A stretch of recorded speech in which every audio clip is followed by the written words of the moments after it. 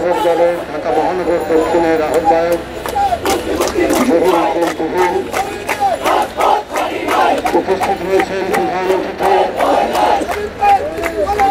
বাংলাদেশ জাতীয়তাবাদী দলের জাতীয় স্থায়ী কমিটির সদস্য সাবেক মন্ত্রী ঢাকার সাবেক জনপ্রিয় মেয়র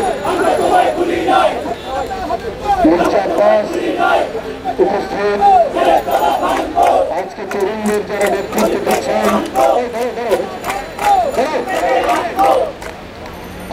তরুণদের যারা নেতৃত্ব দিচ্ছেন ঢাকা সহ জাতীয় পর্যায়ে রফিকুল আলম বজলু এস.এম. জিলানী আব্দুল মোনায়েম মুন্না সহ এখানে সকল নেতৃবৃন্দকে আমি জানাচ্ছি আন্তরিক শুভেচ্ছা। যারা প্রায় সবাই হাবিবুর রশিদ হাবিবের সতীর্থ সহকর্মী। হাবিবুর রশিদ হাবিবের জন্য আমাদের মুক্তির দাবি করতে হচ্ছে, কারণ হাবিব গণতন্ত্রের কথা বলে, হাবিব বাক স্বাধীনতার কথা বলে, হাবিব একটা আদর্শ নিয়ে শত নিপীড়ন নির্যাতনের মধ্যেও সে দলীয় কর্মসূচি পালন করে। সুতরাং এই হাবিবের জন্য আমাদের মুক্তির দাবি করতে হচ্ছে।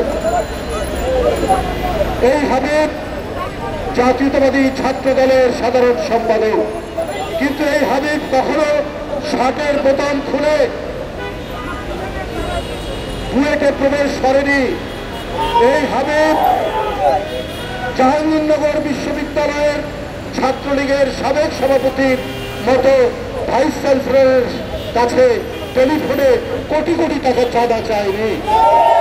এই হাবিব চলে, আর যে ছাত্রলীগের সভাপতি শার্টের বোতাম খুলে বুয়েটে প্রবেশ করে সে বাইরে। তার সহকর্মীরা কদিন আগে আবরার নামে বুয়েটের এক মেধাবী ছাত্রকে হত্যা করে। তারা দাপিয়ে বেড়ায়, তাদের দাপটে ধরণীর ধুলো বাতাসে উঠতে থাকে, আর হাবিবরা থাকে জেলে। হাবিবরা নিপীড়ন নির্যাতনের শিকার। প্রধানমন্ত্রী কদিন আগেই বলেছেন, 2 দিন ধরেই তিনি বলছেন যে তাকে নাকি কিছু রাজনৈতিক দল উৎখাতের চেষ্টা করা হচ্ছে। তা আমার বলা হচ্ছে, রাজনৈতিক দল উৎখাতের চেষ্টা করবে কেন? কারা আপনাকে উৎখাতের চেষ্টা করেছে? আপনাকে তো, আপনি উৎখাত হন, আপনার সরকার উৎখাত হোক, এটা তো জনগণ চাইছে। আর ক্ষমতায় আসা না আসা এটা কোনো রাজনৈতিক দলের উপর তো নির্ভর করে না, এটা নির্ভর করে জনগণের উপর। আপনি জনগণের সেই মালিকানা কেড়ে নিয়েছেন, সেই অধিকার কেড়ে নিয়েছেন, আপনি ডাকাতের মতো ভোটাধিকার আপনি হরণ করেছেন। তো সুতরাং আপনাকে উচ্ছেদ করতে যাবে কেন? এবং আপনি যদি উৎখাত হন কোনো না কোনো ভাবে, আমরা চাই না আপনার কোনো, আপনার জীবনের উপর, আপনার সহায় সম্পদের উপর কোনো হামলা হোক, এটা আমরা চাই না। এটা আমরা কখনোই কায় মনোবাদকে এটা আমরা মনে করি না। কিন্তু আপনি ক্ষমতা থেকে চলে যাক আপনার সরকার, এইটা কিন্তু জনগণ চায়। কারণ আপনি জনগণের সকল অধিকার, তার কথা বলা, তার হাঁটাচলা করা, তার সমাবেশ, তার মিছিল, তার বাক স্বাধীনতা সবগুলো আপনি হরণ করে আপনি তো ডাকাতের মতো ক্ষমতায় বসে আছেন, দস্যুর মতো ক্ষমতায় বসে আছেন। প্রধানমন্ত্রী বলছেন যে 79 সাল থেকে 78 সাল থেকে হানা ভোট থেকে গণতন্ত্র নাকি একেবারে ধ্বংস করে দিয়েছে। উনি নাকি গণতন্ত্র নিশ্চিত করেছে। আমি বলতে চাই যে আমরা তো গণতন্ত্র, আমরা রাষ্ট্র, সরকার, এগুলোর একটা আভিধানিক অর্থ জানি, এটা পলিটিক্যাল সায়েন্সে বা ডিকশনারিতে আছে। কিন্তু শেখ হাসিনার আপনার যদি রাজনৈতিক যে তার চিন্তাধারা, তার কথা যদি আমাদেরকে জানতে হয়, তাহলে শেখ হাসিনার জন্য আলাদা একটা ডিকশনারি, আলাদা একটা পলিটিক্যাল সায়েন্সের ডিপার্টমেন্ট খুলতে হবে। কেন ওনার গণতন্ত্রের অর্থ কি? ওনার গণতন্ত্রের অর্থের নমুনা একটাই আপনাদেরকে বলি। গতকাল কক্সবাজারে আপনি জানেন একজন বিখ্যাত না কুখ্যাত একটা এমপি আছে, তার নাম কি বদি, তিনি প্রকাশ্যে রিভলভার নিয়ে উপজেলা চেয়ারম্যান কি যেন নুরুল আলম, আওয়ামী লীগের লোক, তার দিকে উঁচিয়ে যাচ্ছে সে কেন আবার উপজেলা নির্বাচন করবে, তার লোক উপজেলা নির্বাচনের চেয়ারম্যান হবে এবার। এই হচ্ছে শেখ হাসিনার গণতন্ত্রের নমুনা। সরিষাবাড়ি, সেইখানে আওয়ামী লীগের যিনি প্রার্থী তার পক্ষ থেকে বলা হয়েছে এইখানে আর কেউ উপজেলাতে দাঁড়াতে পারবে না। সরিষাবাড়িতে আপনার হাসনাত আব্দুল্লাহ বরিশাল, তার মনোনীত প্রার্থীর বিরুদ্ধে যে থাকবে তার নাকি হাত পা ভেঙে দেওয়া হবে। এই হচ্ছে শেখ হাসিনার গণতন্ত্রের নমুনা। এই গণতন্ত্র তিনি চালু করেছেন যখনই ক্ষমতায় এসছেন। এই গণতন্ত্র চালু করেছেন 5ই জানুয়ারি 2014। এই গণতন্ত্র তিনি চালু করেছেন 2018-এর 30শে ডিসেম্বর। এই গণতন্ত্র তিনি চালু করেছেন 7ই জানুয়ারি দাবি নির্বাচন এইবার।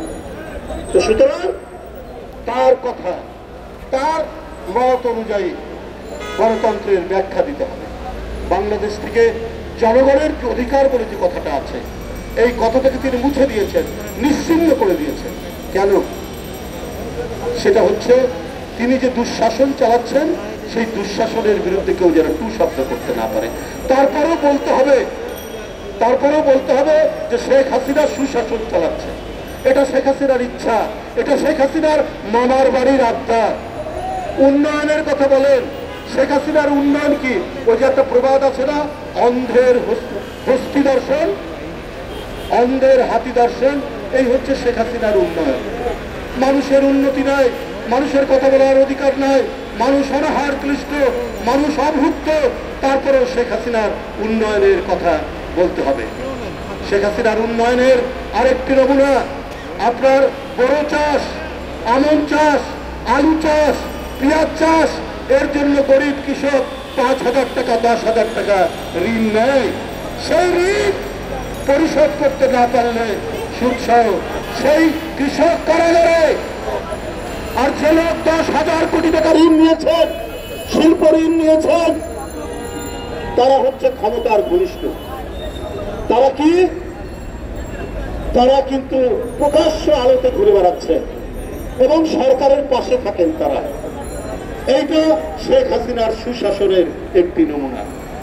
10,000 টাকার জন্য গরিব কৃষক কারাগারে, আর 10,000 কোটি টাকা যিনি নিয়েছেন নিয়ম বহির্ভূত ভাবে, তিনি শেখ হাসিনার সরকারের পাশে থাকেন। এই হচ্ছে আপনার দৃষ্টান্ত। বন্ধুরা আমার, এই কারণেই তিনি তার এই স্বৈর সরকার টিকিয়ে রাখতে চান। এই কারণেই দুর্বিনীত জালিমশাহী তিনি টিকিয়ে রাখতে চান।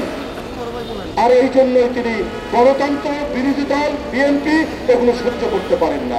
এই কারণেই আজকে হাবিবুর রশিদ হাবিবরা কারাগারে, এই কারণেই আজকে আব্দুল কাদের ভুঁইয়া জুয়েলরা কারাগারে, এই কারণে হাবিবুল নবী খান সোহেলরা কারাগারে, সাইফুল ইসলাম নীরবরা কারাগারে। আমি আজকের এই জনসভা থেকে আপনাদের কাছে উদাত্ত কণ্ঠে আহ্বান করছি, আমরা শান্তিপূর্ণ আন্দোলন করব, শান্তিপূর্ণ থাকবে, কিন্তু আমাদের গায়ে যদি লাঠির বাড়ি পড়তে থাকে আর কতদিন শান্তিপূর্ণ আমরা করব? প্রতিবাদ এবং প্রতিরোধ এইবার একসাথে যোগ্যভাবে চালাতে হবে, না হলে আরো অনেক হাবিবুর রশিদ হাবিবদেরকে জেলে যেতে হবে, প্রতিকার পাওয়া যাবে না। কারণ হাইকোর্ট আওয়ামী লীগ, পুলিশ আওয়ামী লীগ, প্রশাসন ডিসিএসপি, ছাত্রলীগ, যুবলীগ, এইরকম একটি পরিবেশ। এই পরিবেশের মধ্যে মানুষ দম বন্ধ হয়ে যাচ্ছে, কোনো ন্যায় বিচার নেই। মানুষের আদালতে যাবে, শেষ প্রতিকারের জন্য কোনো প্রতিকার নেই। তাই সুশাসন, আইনের শাসন, ন্যায় বিচার, এর জন্য একটি গণতান্ত্রিক আবহাওয়া তৈরি করতেই আমাদের সর্বশেষ লড়াইয়ের প্রস্তুতি নিয়ে সকলকে ধন্যবাদ।